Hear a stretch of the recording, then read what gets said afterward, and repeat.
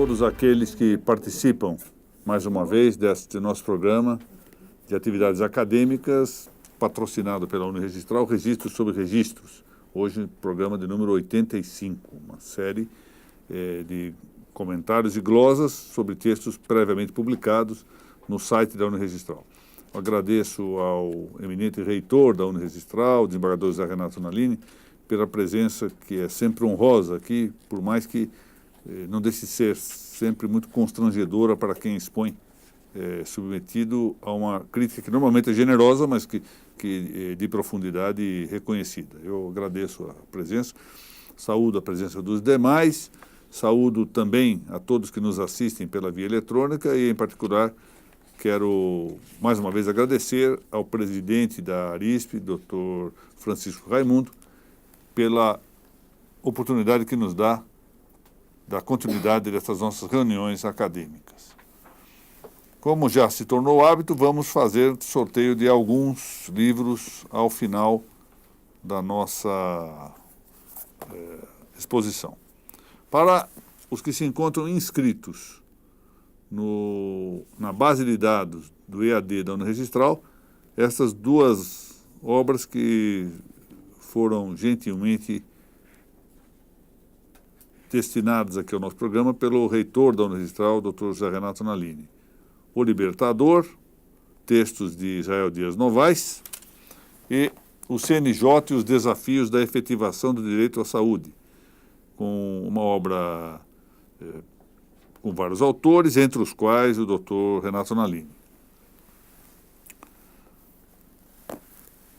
Para aqueles que, durante a exposição, compartilharem publicamente esta nossa explanação, vamos também sortear 4 livros, 2 dos quais igualmente generosamente oferecidos pelo Dr. Renato Nalini. O primeiro é este, Segurança Jurídica, que aliás eu aproveito para dizer que não tem o Dr. Nalini, e do qual participa o Dr. Renato Nalini, entre outros autores, um livro coordenado por Paulo André Jorge Germanos. O segundo será este, também muito interessante, essa é uma obra histórica, valiosa, que está provavelmente esgotada, porque se exauriu o próprio tribunal em dezembro de 2004. Trata-se de um trabalho muito bem elaborado, com fotos magníficas, chamado Tribunal de Alçada Criminal de São Paulo. Nós tínhamos aqui um Tribunal de Alçada Criminal de São Paulo. A curiosidade é que o Dr. Renato Nalini e eu aparecemos aqui quase meninos, doutor Renato. Essa que é a verdade. Eu próprio mal me reconheci na foto, o que, aliás, é sempre um bem, não me reconhecer nessas coisas. E, finalmente, 2 outras obras. Este Crime e Castigo, Reflexões Politicamente Incorretas, do desembargador Vonei Corrêa Leite de Moraes Júnior, saudoso amigo, com uma pequena minha participação, obra que está sendo vendida pelo site da editorial Lepanto. E este Registro de Imóveis Princípios, tomo número 2, que se vende pela editorial Primos, pela editora Primos, site www.iusnaturale.com.br. Esse livro, como sabe, o tomo 2 é a continuação, naturalmente, do primeiro e vai estampando as aulas que estamos aqui proferindo, eventualmente com uma outra retificação do texto. Vamos ver, dependendo do sucesso que tem esse segundo tomo, porque o primeiro teve uma venda muito boa, esse segundo está indo um pouquinho devagar, nós vamos pensar num terceiro tomo ou não. Ao contrário, paramos nesse segundo. Voltamos hoje, então, as nossas atenções ao princípio da legitimação registral. Estamos para a segunda parte. Começamos aqui com o tema da colisão de inscrições. Há algumas... Esse é o primeiro parágrafo, correspondente ao número 553. Há alguma possibilidade de que se haja oposição possível entre inscrições, porque algumas têm efeito postergado. E isso se deve, de um modo mais claro, nas inscrições interinas, como são próprias das inscrições do livro do protocolo. Nada impede que o protocolo tenha convalidade e eficácia 3, 4, 10, 20 inscrições sucessivas de títulos contraditórios entre si. Isso não torna a inscrição nula. E exatamente por isso nós não podemos dizer que essa colidência de inscrições seja um fenômeno de patologia do registro. É absolutamente normal no registro que haja a possibilidade de o livro do protocolo recolher inscrições colidentes, inscrições provisórias de títulos colidentes, de títulos confrontantes. Ou como se costuma dizer, um pouco... Esse é um simplismo de linguagem, uma simplificação que se entende, mas inscreve-se no protocolo uma série de títulos que podem corresponder aos chamados direitos reais contraditórios. Volto a dizer, a expressão por antonomásia, correspondente ao tema de todas as oposições possíveis, não só de direitos reais, que, aliás, não estão constituídos ainda. Frequentemente é isto. Ou seja, a expressão é tão falha que ela se refere ainda a direitos que venham ainda a constituir-se se houver inscrição. Mas, enfim, nós frequentemente utilizamos expressões que se acomodam à variedade e expressam razoavelmente o que se quer dizer. Por outro lado, não se pode ir sem mais contra o uso loquendi. Quando a comunidade inteira, ou pelo menos a comunidade de especialistas, usa uma expressão, é pouco provável que, ao menos em curto espaço de tempo, nós tenhamos êxito em alterar essa terminologia. E é preciso ver também se vale a pena mexer com isto. A minha experiência, por exemplo, no caso do princípio da continuidade, mostra isto. Em vão eu procurei estabelecer que não está correto falar princípio da continuidade. Não adiantou nada. É provável que muita gente diga, tem toda a razão, mas eu continuo a utilizar a expressão antiga. Pronto. Tratando-se de um conflito entre inscrições definitivas, ou seja, que já vamos excluir os lançamentos no protocolo, que sim chamam-se, um tanto impropriamente, lançamentos provisórios ou temporários. Verdadeiramente não é uma inscrição provisória ao modo como o termo categoricamente se define, porque a inscrição provisória é aquela que já tem um prazo pré-definido para a sua vigência. O do protocolo tem um prazo máximo e pode não cair se houver, por exemplo, citação de dúvida ou outro motivo que se julgue na legislação para a persistência do protocolo. Por isso, não é muito próprio falar no protocolo do direito brasileiro como inscrição provisória. Mas a antinomia, aqui propriamente estabelecida entre inscrições definitivas, quer sobretudo pensar no livro 2, no livro de matrícula, essa antinomia afeta, sem dúvida, a legitimação registral. Por quê? Porque não é possível, de maneira simultânea e sob o mesmo aspecto, admitir uma pluralidade de presunções opostas entre si. Aqui o que se fere, efetivamente, é o princípio da contraditoriedade. Não é possível que uma coisa seja e não seja ao mesmo tempo sob o mesmo aspecto. Alguém pode ser, por exemplo, professor e aluno. Como é que alguém pode ser professor e aluno? Olha, é professor no período da manhã e à tarde frequenta uma escola na condição de aluno.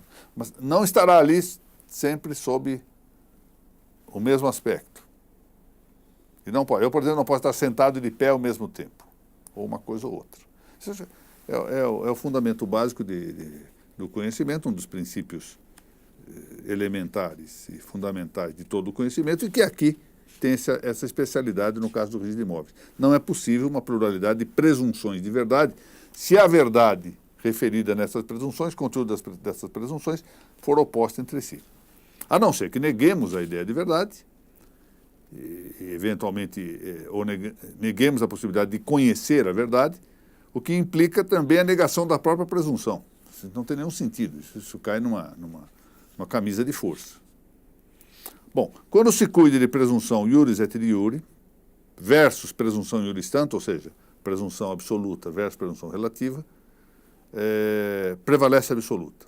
Como digo aí, Tore Turqueste. O caso brasileiro, por exemplo, nos mostra a presunção absoluta, um caso do registro Torrens, que pode ser contraditada por uma presunção relativa originária de inscrição comum. O exemplo que pode nos ocorrer aqui mais prático, há outros, mas o mais prático é faz-se uma matrícula relativa ao imóvel submetendo-se ao registro Torrens e por engano ou por dolo, também pode ocorrer isso, se abre uma outra linha filiatória, mas aí pela inscrição comum. Então nós temos uma presunção relativa aqui e uma absoluta com o Torrens. E nesse caso a absoluta prevalece. Por que razão? Porque não admite prova em contrário. E a prova em contrário seria exatamente da presunção relativo. Então, esse é um caso que não tem problema. O tema, todavia, se torna problemático quando se confrontam duas presunções da mesma espécie. Agora sim, ou seja, ambas iuris et iure, ou seja, absolutas, ou ambas iuris tanto. Agora, essa é a questão. Como é que eu afirmo que duas presunções absolutas de verdade são contraditórias entre si? Há um espaço aí para aqueles que queiram fazer um pouquinho de esforço e que sair do lugar comum desses temas de TCC, final de curso, que se deixa aqui indicado. Ou seja, as presunções que sejam opostas entre si só podem ser contraditórias, ou há um espaço para outro gênero de oponibilidade, como seja a contrariedade e a subcontrariedade. Ou seja, os casos de oponibilidade são três: contraditoriedade, oposição ou oponibilidade e subcontrariedade. Será que somente ocorreria contradição entre presunções da mesma espécie, ou nós temos outras hipóteses de oposição? É um tema aí para quem vai para a pós-graduação, doutores novos, né, doutor Renato Nalini? Doutor Wilson Leviker, hoje vem aqui para a honra nossa, eu agradeço muitíssimo. A doutora Aline, juíza da auxiliar na vara de registro, a doutora Laura, a doutora Edelma, a doutora Amanda, o doutor Pedro e o doutor Rodrigo, que são gente jovem, sangue novo para a pós-graduação, e que podem, aqui, esse é o tipo da coisa que é novidade na linha da tradição, ou seja, expandir a tradição. A tradição é exatamente essa entrega dinâmica, mas que possui uma ordenação anterior. Então, eis aí um caso interessante para se examinar. Mas cogitemos aqui de uma hipótese que não é nada rara, o da duplicidade de matrículas, cuja duplicação seja divergente de linha filiatória do imóvel objeto. Então, qual é a ideia? Qual é o exemplo aqui? Partimos de duas matrículas, as duas nos levam a uma linha filiatória do imóvel em divergência. Portanto, é um caso em que se põe em xeque o tema da presunção. Uma primeira corrente, essa era amplamente dominante aqui no estado de São Paulo até a década de 80, quando o doutor Renato Nalini e eu tivemos, posso dizer também o nome dele, a imensa honra de auxiliar o desembargador Silvio do Amaral, saudoso Corregedor-Geral da Justiça, nosso grande amigo.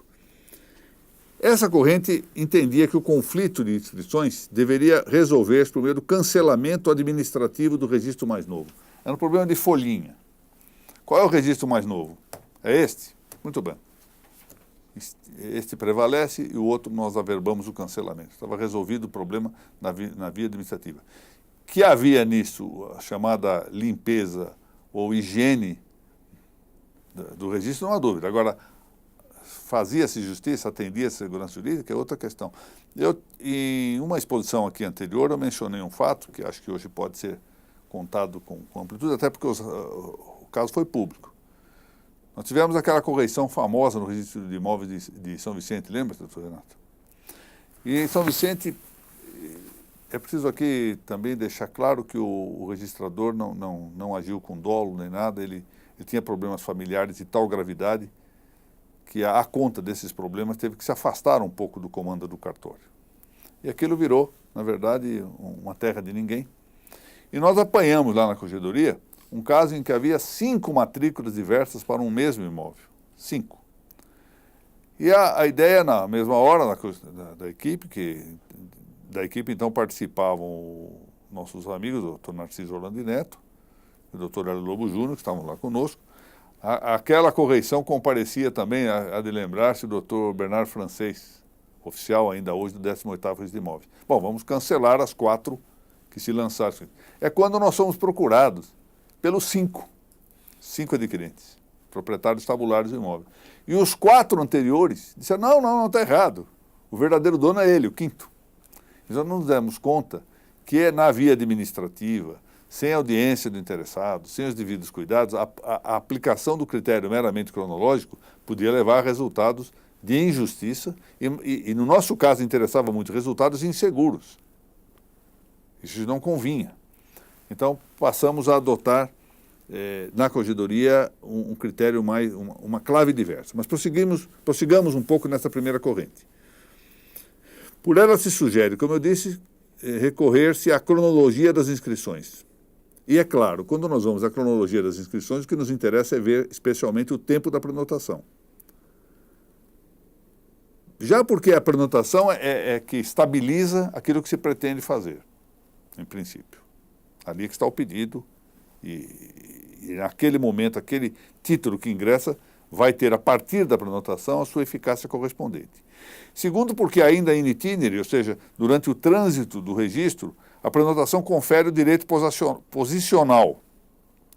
Um direito posicional que é itinerante, ou seja, está no curso itinerário do registro, mas indica sempre algo de direito substantivo, a preferência. Portanto, há um princípio aqui de prioridade, prior in tempore, posseur in ius.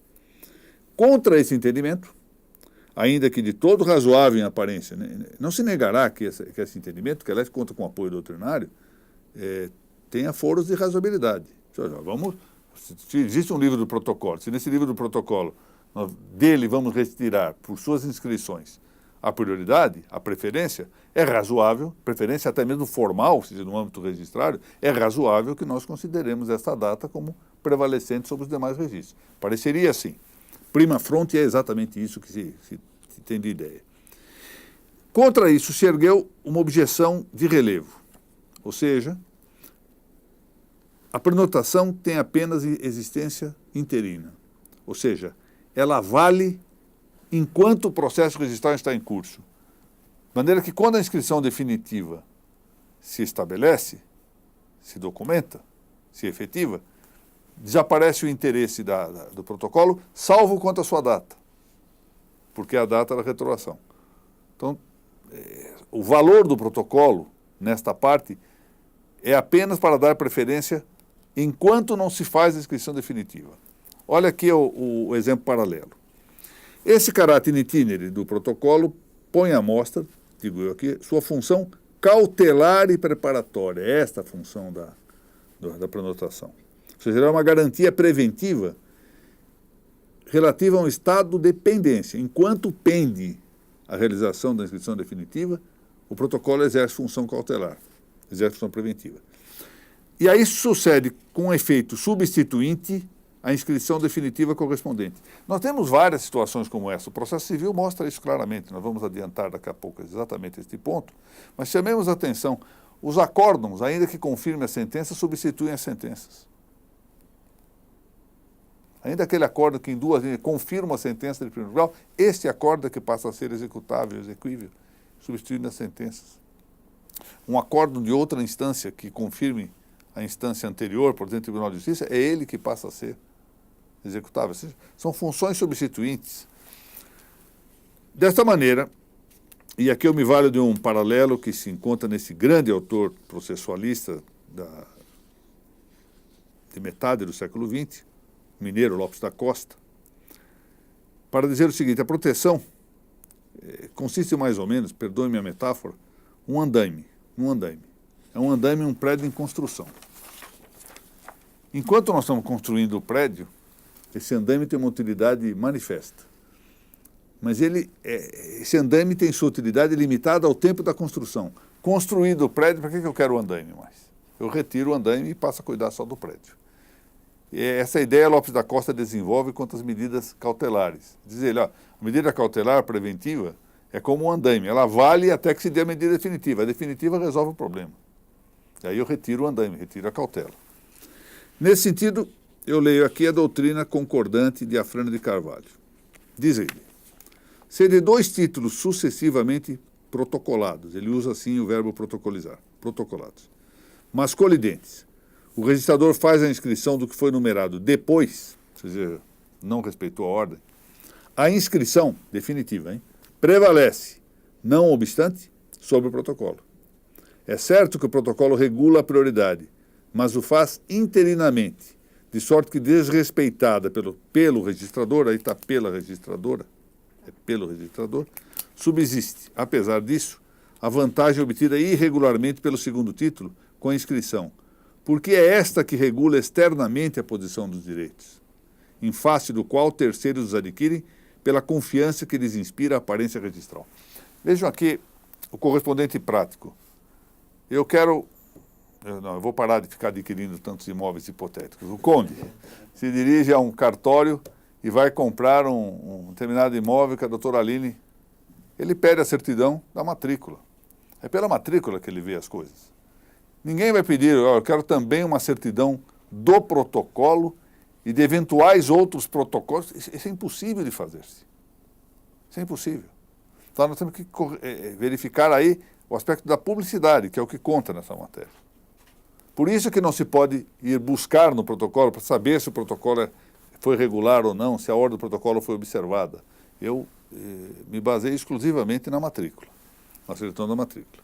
Na mesma linha, Pontes de Miranda, a quem se reporta o mesmo Afrânio de Carvalho, assevera, e nisto ele se apoia em Martin Wolf, como sabem, quero crer que muitos sabem, Martin Wolf foi o autor que no tratado, o famoso tratado de Enecherus Kip-Wolf, escreveu a parte relativa aos direitos reais, correspondente ao tomo 3º, em 2 grossos volumes. É certo que é para o direito alemão, mas em grande medida com princípios de natureza geral e, quando menos, de direito comparatístico que podem aproveitar, e aproveitam de fato em muito, ao direito brasileiro. Diz Pontes de Miranda, tomando espectro em Martin Wolf, que, embora haja vulneração da prioridade, se a inscrição definitiva se realizou, ela é eficaz, até que em demanda de retificação contenciosa se decida sobre sua validade. Veja que coisa interessante. Se nós, eu não tratei disto aqui para não complicar no texto. O texto já tem as suas complicações, não há necessidade de complicá-lo mais. Mas imagine o seguinte, se nós presumimos, de um lado, o acerto do protocolo, e de outro lado presumimos o acerto da inscrição definitiva, nós estaríamos novamente com uma outra colidência. Por isso não tem sentido que façamos prevalecer o protocolo nesse caso, pura e simplesmente. Se temos que optar por alguma prevalência, optemos por essa, porque é essa que pode ser retificada, não é o protocolo. O protocolo estaria certo. A matrícula tem que ser retificada. Surgiu, então, uma segunda orientação, e não foi fácil estabelecê-la, hein? Ao tempo em que era corregedor-geral o desembargador Milton Evaristo dos Santos, houve uma forte discussão sobre este assunto. E, afinal, elaborou o parecer do Dr. Hélio Lobo Júnior, que foi o parecer aprovado pelo Dr. Milton e que, de certo modo, estabilizou esse entendimento. Pelo menos, de um modo geral, é o entendimento ainda hoje vigorante na esfera da corregedoria, embora muitas vezes na prática as coisas não se comportem assim. É normal, no dia a dia, com o grande problema da polaridade do judiciário, do extremo volume de trabalho, leva a que nem sempre os precedentes tenham linha. Eu, agora há pouco, versando aqui um assunto concreto, objeto de um voto que eu proferi ontem no Tribunal de Justiça, chamava a atenção que, com diferença de 3 meses, em 2001, emanaram 2 pareceres da Corregedoria Geral, ambos aprovados pelo Corregedor-Geral, ambos em conflito direto, sem que um se refira ao outro, é evidente. Porque o segundo diz, olha, melhor pensando a solução. Não, um fala uma coisa, outro fala outra, e nós temos 2 pareceres em questão de meses, expedidos pela mesma equipe da Corregedoria, aprovados pelo mesmo Corregedor-Geral, que é uma coisa que pode ocorrer. O doutor Renato Danelli sabe que nas câmaras não é incomum. Eu confesso mesmo, para vergonha minha, que já fui surpreendido em votação lá, com sustentação oral, dizer, Vossa Excelência, no processo tal, votou assim assado. Eu pego o meu voto e estou votando em sentido diverso, porque já não me lembrava, o volume é tão grande que muitas vezes, então é preciso, eu posso até mudar de posição, não preciso dizer, né? Estou mudando de posição, pensei melhor, estou persuadido, etc. Não, do contrário, fica um casuísmo, situacionismo jurídico, de acordo com o fígado do dia, né? Bom, mas em todo caso, essa orientação acabou sendo, digamos assim, a orientação predominante ainda hoje na Corregedoria Geral, pelo menos porque não foi atacada teoricamente. Não houve um ataque de dizer, olha, a orientação aprovada lá atrás, com os fundamentos adotados pelo Dr. Hélio Lobo Júnior, não merece mais ser acolhida porque pensamos isso. Não houve um ataque teórico. Então, como como parâmetro teórico é a posição adotada hoje em São Paulo. Esta orientação prestigia, de um lado, a necessidade de salvaguardar o contraditório e o interesse de terceiros. Esse é o ponto básico. É interessante que isso tenha surgido já logo após a vigência da Constituição Federal. Não se tem apoiado na Constituição Federal, preciso que se diga isso, mas que, de certo modo, se alimentava daquilo que depois a própria Suprema Corte Federal veio a adotar, e a nossa Suprema Corte Estadual também, no sentido de que é preciso respeitar o contraditório também na via administrativa. Ou seja, é muito comum, infelizmente foi muito comum ao longo do tempo, a história dos cancelamentos. Isso aqui é nulo de pleno direito, cancelava-se sem ouvir o interessado, sem dar chance ou seja, fora do devido processo legal. Era comum, era fruto de um tempo, doutor Nalini. Lembra que nós somos juízes antigos, lembra-se do princípio da verdade sabida? Punia-se sem ouvir o funcionário, princípio da verdade sabida. Eu também usei. Entendia-se assim, não se dava chance de defesa. Isso contraria até o direito natural, essa é a verdade, mas que, enfim, nós vamos, a tradição faz esse papel de ir alterando e aprofundando soluções e retificando erros. Muito bem, essa orientação tratou de interditar a prossecução da ofensa, embora resguardando a situação do terceiro, procurou evitar a continuidade da ofensa, porque imagina, nós descobrimos 3 matrículas na mesma linha filiatória e deixar tudo como está, porque depende de via de demanda jurisdicional. A demanda jurisdicional não pode ser ajuizada pelo próprio juiz, ou seja, dependeria das partes. Eventualmente um conluio ou uma distração das partes poderia levar ao prosseguimento da situação equivocada. Então instituiu-se, nessa linha pretoriana administrativa, o chamado bloqueio cautelar. Muito bem. Eu vou ler aqui um parecer lançado em processo da Corregedoria Geral da Justiça de São Paulo, no recurso CG 3887, da lavra de um pequeno juiz paulista. O bloqueio, diz este juiz, é uma criação administrativa e judicial anterior à Lei 6.015 de 73. Na verdade, havia um precedente da Vara de Registros Públicos, por onde agora passa lá com brilho a doutora Aline, no processo 103/72 da primeira vara, era um caso do doutor saudoso juiz Gilberto Valente da Silva.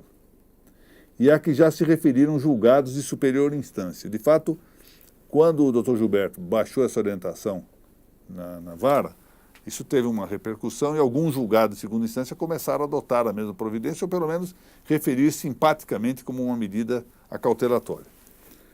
Os contornos jurídicos dessa medida de bloqueio, nada obstante, ainda carecem de aprofundamento, até porque se vão delineando hipóteses distintas de sua incidência.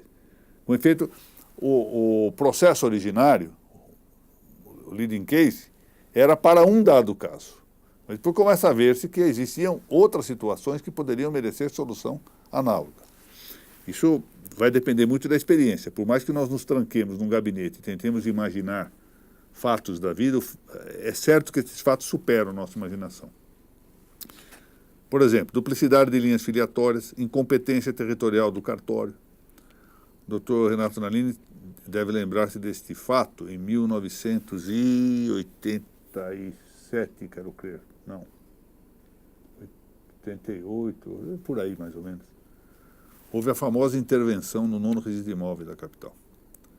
E quando o interventor tomou conhecimento do que ocorria lá, levou-me a notícia de que havia cerca de 10.000 matrículas com vício de incompetência territorial. Veja, seria cômodo de todo baixar uma portaria, anulando tudo.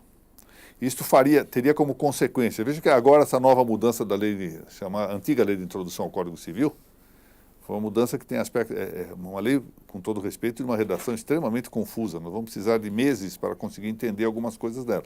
Mas a verdade é que tem alguns aspectos favoráveis. Um deles é a ideia de verificar a consequência das decisões administrativas também. O que haveria de consequência se o juiz que estava na vara, que por acaso era eu, baixasse, como foi a minha primeira ideia, baixar uma portaria, anula todo esse negócio, porque 10.000 matrículas com vício de incompetência territorial não é possível. Primeira consequência, os imóveis voltariam para os antigos titulares. Isso podia causar um uma dificuldade muito grande. Segunda consequência, quem quisesse registrar no cartório certo ia ter que arcar com os emolumentos correspondentes, era um custo. Terceira e mais grave consequência, essa para mim é a mais decisiva, ia causar uma impressão institucional realmente terrível contra todo o sistema do registro. As pessoas perderiam confiança no registro. Então, o que se determinou na altura, mal ou bem, foi confirmado pela Corregedoria Geral. Baixou a portaria determinando o bloqueio das 10 mil matrículas, expedição de certidões gratuitas, o interventor fez isso, para os cartórios, como informação de ofício, para os cartórios competentes, para a sorte, isso foi uma verdadeira benignidade da providência. Ninguém tinha feito nenhum registro sobre esses imóveis, nenhum cartório competente. Então não se instalou nenhuma filiação duplicada. E ressalvei que assim que houvesse pedidos de certidão nos cartórios competentes, eles abrissem a matrícula como ato de ofício que podiam fazer-se. Restava pendente uma questão, que efetivamente não se resolveu. Os emolumentos correspondentes ao cartório competente. E eu disse, olha, entre com ação própria para receber do antigo titular do dono dos imóveis o valor correspondente. Parece que não entraram. Mas, enfim, era o único problema, que virava um problema patrimonial entre registradores, não é? Já se diz que o bloqueio se acerca do assento de contradição, Widerspruch, no direito germânico, porque ambos não conduzem a cancelamento de registro. Realmente não se cancela o registro com o bloqueio. Ambos possuem alguma função acautelatória e buscam a correção de erro pretérito. Mas, ao reverso do assento de contradição do direito germânico, o bloqueio não se limita a excluir os efeitos da boa-fé de terceiros, nem impede a uso capião tabular, como no direito alemão. Bom, em palavras de Martin Wolf,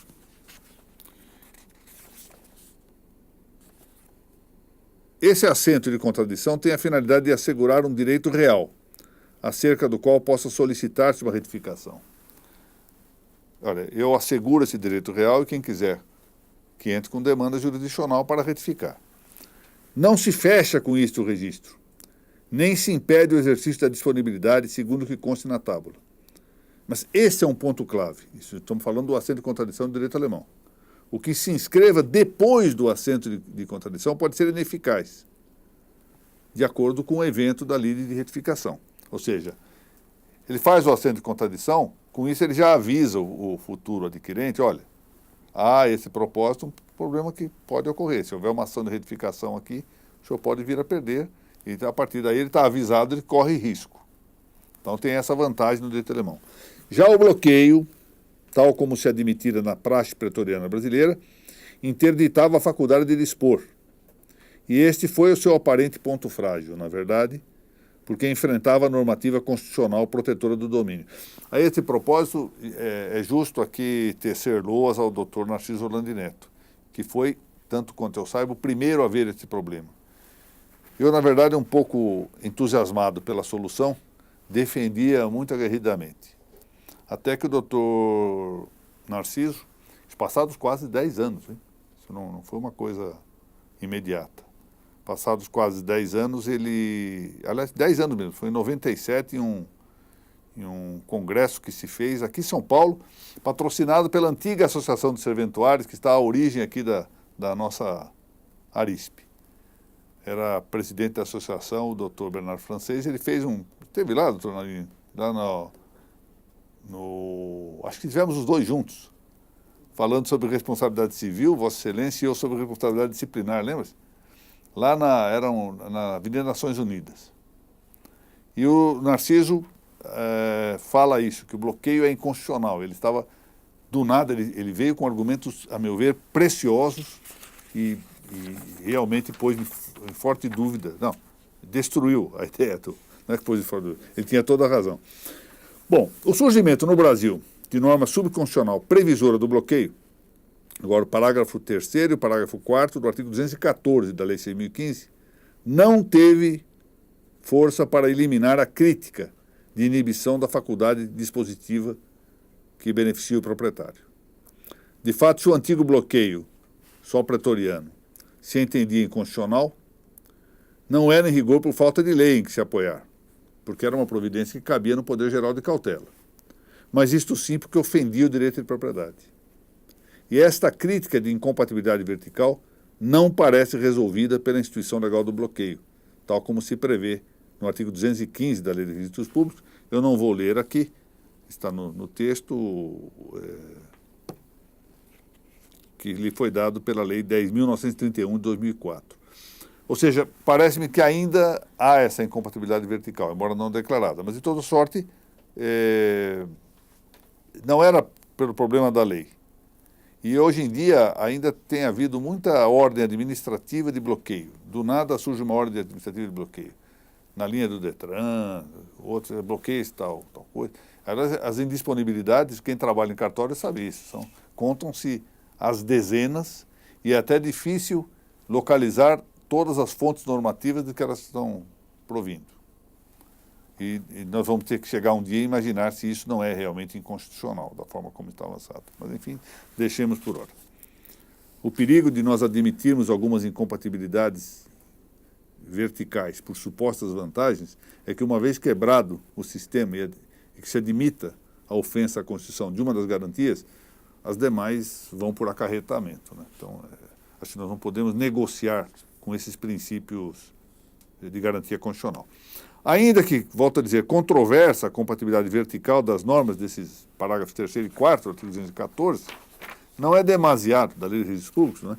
Não é demasiado, entretanto, admitir que a providência de bloqueio com fins cautelares e sempre que se resguarde o exercício contraditório, aliás, previsto no parágrafo 1º do 214, a nulidade será decretada depois de ouvidos os atingidos. Atenção para isso, porque isso nem sempre se tem considerado. Parece de todo razoável, não custando acrescentar que coadalmo, ou seja, de algum modo, há alguma possibilidade de disposição dominial, ainda que limitada ao plano da inscrição provisória no protocolo. Claro, eu posso protocolizar e insistir no registro, ou seja, alguma disponibilidade pode haver. Eu queria observar aqui algo que há pouco disse, que a audiência dos atingidos não é só uma norma de direito positivo, não é só que ela agora está para o registro de imóveis na Lei 214, na Lei 6.015, no artigo 214, não é só que ela está na Constituição Federal, que determina a audiência contraditória no processo jurisdicional, contencioso, portanto, e no processo administrativo, mas advém da própria lei natural. É interessante ver que das condutas domésticas, frequentemente, é o nosso comportamento, né? Antes de tomar uma punição de recriminação de algum filho, alguma coisa, sempre ouvimos para saber o que houve. E há um episódio que, para mim, é paradigmático, paramétrico, que é exatamente logo na abertura do Gênesis. Porque, se por definição Deus é onisciente, não havia necessidade de ele dar direito de defesa a Adão. No entanto, ouviu, deu chance de defesa, percebeu que Adão jogou a culpa na mulher, e mais do que na mulher, jogou a culpa no próprio Deus, foi a mulher que vós me destes, quem causou isso aqui, não é? Mas deu direito de defesa em todo caso. A mesma coisa com Caim, não é? Também se dá o direito de defesa, sempre se tem que dar o direito de defesa. E aqui também, deve ser ouvido o atingido. Com essa lei de 10.931, prevaleceu a tese de neutralização das presunções opostas, até regular retificação. De maneira que não permanece, de fato, a mais antiga das inscrições, senão que com suspensão, atenção, no caso brasileiro é suspensão, e não destruição, que era a tese de Martin Wolff. Repita-se, com suspensão da eficácia de legitimação registral das inscrições conflitantes, adiante se aprecia e decide em consonância com o resultado da retificação. Ou seja, é a ação de retificação que vai julgar, ouvidos os interessados, quem tem melhor direito nessas situações de conflito de presunções. Claro que é preciso que se diga o seguinte aqui.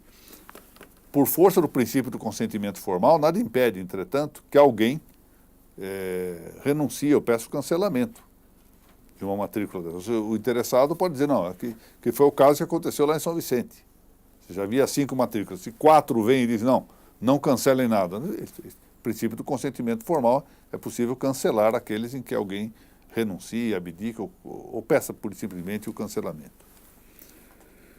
Para remate, devemos acrescentar que antes mesmo da vigência dessa Lei 10.931/2004, que foi esta que alterou o tema no 214, criando o bloqueio, o Superior Tribunal de Justiça aqui no Brasil já admitira o bloqueio tabular.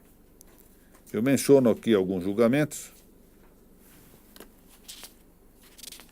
E depois da lei, outros, entre eles um que não é pouco, dada a profundidade desse eminente juiz que foi o ministro Sidney Benetti, e sempre se grifou ali a transitoriedade do bloqueio e a necessária observação do contraditório, que segue sendo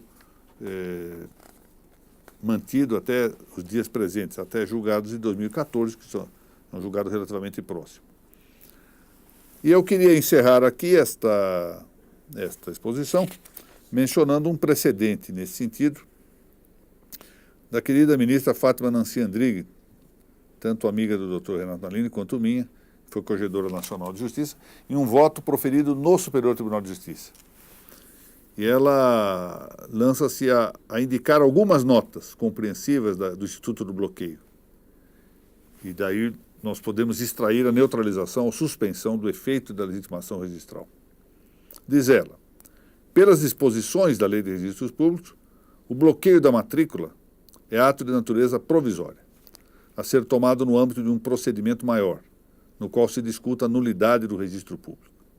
A lavratura de escritura de compra e venda sem apresentação de certidão previdenciária é nula. Interessante isso, não? É nula. Porque agora se considera inconstitucional aqui em São Paulo, mas aqui ela diz que é nula, pelas disposições do artigo 47 da Lei 8.212/91. Assim, o bloqueio seria razoável no âmbito de uma discussão acerca dessa nulidade. Do ponto de vista prático, o bloqueio produz efeitos em grande parte equivalentes ao do cancelamento da matrícula, uma vez que torna impossível ao proprietário do imóvel com matrícula bloqueada tomar qualquer ato inerente a seu direito de propriedade, como o de alienar ou de gravar o bem. Bom, eu parei aqui o tema do bloqueio, porque não estamos tratando propriamente, isso não é uma monografia sobre o bloqueio. Nós estamos tratando da legitimação registral e o bloqueio é um dos temas adjacentes à questão da legitimação registral. Mas nós teríamos que pensar, como a ministra fala aqui no bloqueio de matrícula, se é possível fazer bloqueios parcelares, bloqueio só do efeito de alguns registros, sem que se torne indisponível a própria matrícula. Existem várias hipóteses que nós precisamos... Ou seja, este é um assunto aberto a muitas indagações, que se propõe para uma teorização. Porque, doutor Renato, sabe o que eu penso muitas vezes? Essas nossas especulações aqui levam a formar, usemos essa expressão um pouco feliz, mas assim, um pacote de soluções prévias que lá à frente pode prevenir soluções casuísticas tomadas apressadamente. Que até podem ser boas para o caso concreto, mas que se querem muitas vezes extrair a título de regra. Então fica lá uma determinada regra quando era só para o caso concreto que talvez se justificasse. Quando já se tem esse estudo prévio, quando nós nos dedicamos previamente, nós temos uma possibilidade de que essa teorização nos formule meios para, na devida altura, extrairmos da experiência concreta a regra. O direito só se faz a partir da experiência, essa é a realidade. Mas nós podemos preparar, por assim dizer, as estantes em que os livros da experiência possam ser colocados melhor, mais bem dispostos. Muito bem, vamos então aos sorteios. Os dois primeiros livros que vão ser sorteados para aqueles que estejam inscritos na nossa base da EAD. Eu ainda vou dedicar-me ao longo do ano a descobrir o grande segredo que há em verificar por que as pessoas não se inscrevem. O maior número de gente que assiste a aula do que se inscreve. A inscrição é gratuita, só dá vantagem, leva a expedição de certificado de participação, mas ninguém se inscreve. Eu não entendo, pouca gente, ninguém é modo de falar, pouca gente se inscreve, não é? Vamos lá esperar que o nosso competente setor administrativo proceda ao sorteio.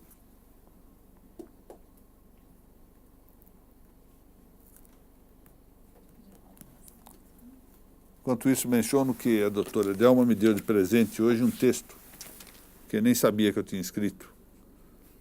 Se não fosse o meu nome aqui, eu não teria visto, sobre a crise contemporânea da segurança jurídica. Vou ler, espero tirar algum proveito dessa leitura. de suas lições. Não, esse é o problema a gente tem que voltar a esses textos, conforme o tempo vai tratando, porque a gente emburrece em algumas coisas ao longo do tempo. O ritmo cultural das pessoas é equivalente ao ritmo cultural das sociedades. Em princípio, salvo afecções patológicas, etc., é um ritmo realmente progressivo, mas não progride linearmente. Ele progride de maneira sinuosa.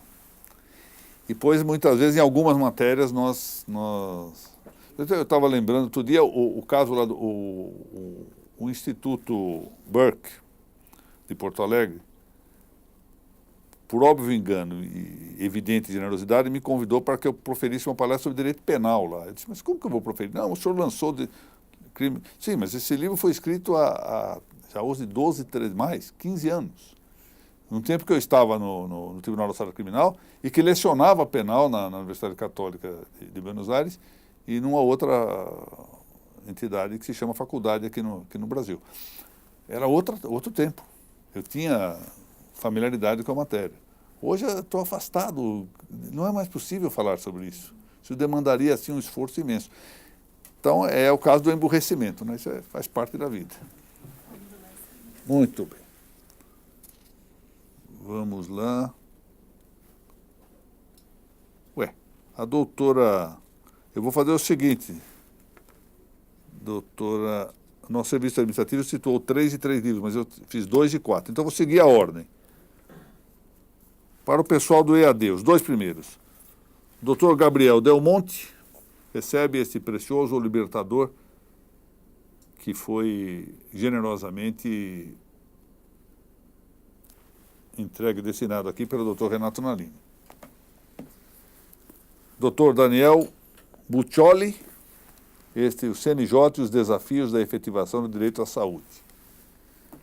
E para os que compartilharam a aula, foram 113 compartilhamentos. Hoje melhorou bastante, felizmente. Doutora Maria Moraes Ornelas, segurança jurídica.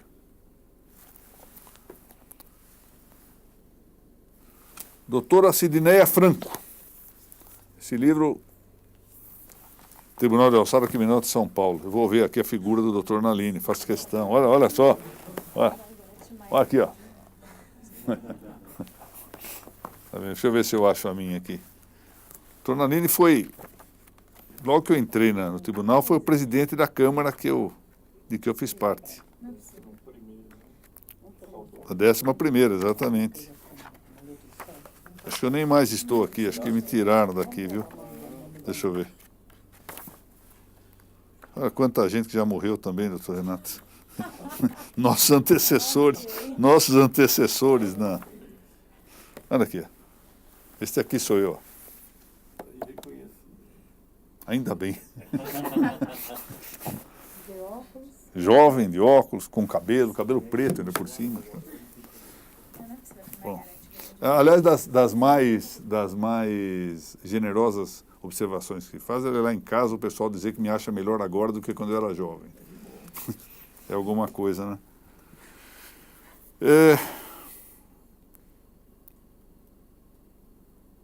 O doutor Vicente do Amaral, Crime e Castigo.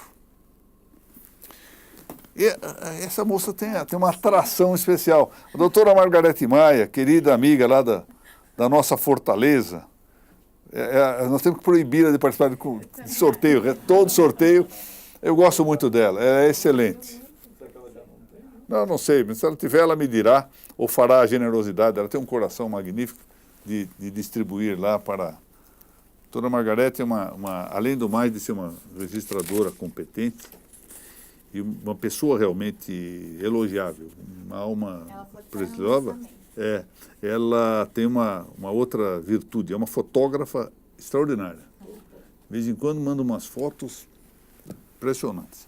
Bom, eu quero agradecer a todos aqueles que estiveram aqui presentes, especialmente saúdo a todos em nome do nosso reitor, Dr. José Renato Nalini, agradecer a presença de todos que nos assistem em casa. Neste final de semana haverá prova lá no Ceará, aos que forem prestar o concurso do Ceará, meus votos de êxito, e que a providência decida a sorte de certas questões. Essa é a coisa. A gente às vezes insiste em querer uma coisa e contra os desígnios de Deus. Então, que esses sejam os caminhos adequados. E agradeço ao doutor Francisco Raimundo novamente pela ocasião que nos concede destas nossas reuniões, que para mim, além de serem muito proveitosas, penso eu, do ponto de vista intelectual, são muito proveitosas do ponto de vista estimativo. Só o fato de rever aqui o meu querido compadre e amigo Renato Nalim já é um prêmio muito grande. Muito obrigado a todos e até a semana que vem, se Deus deixar.